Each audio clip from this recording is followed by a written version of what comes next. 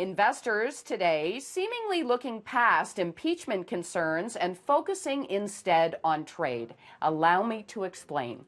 A transcript of a phone call between the U.S. president and the Ukrainian president was released this morning. During that phone call, the two leaders talked about the Ukraine helping to investigate the Bidens. And that phone call is what prompted the impeachment inquiry. Shortly after the transcript was released, the U.S. president went in front of reporters and said that a trade deal with China could get done sooner than we think. That comment obviously took the pressure off. We also got a better than expected reading on new home sales in the U.S. Now, Bay Street really didn't do much today after multiple all-time highs last week. The TSX actually looking at a modest loss this week. It's still higher by more than 16% year to date.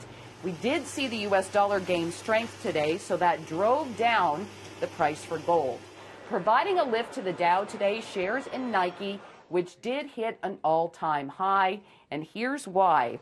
As one analyst put it, the retailer crushed it in its latest earnings report. Quarterly sales and earnings beat estimates after missing in the previous quarter.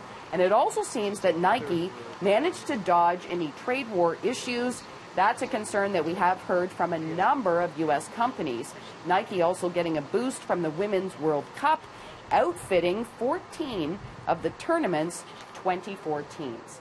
For a second straight day, shares in BlackBerry sharply in the red.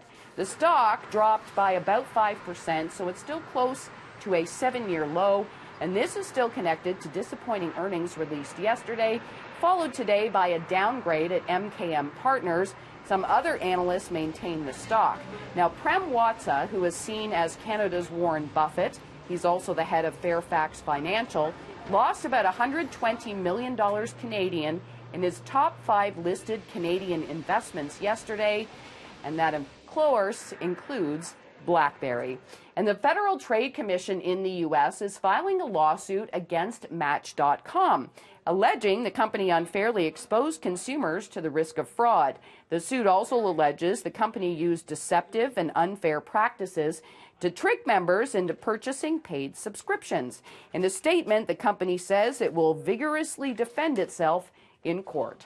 In the 680 Business Center, I'm Chris McCusker.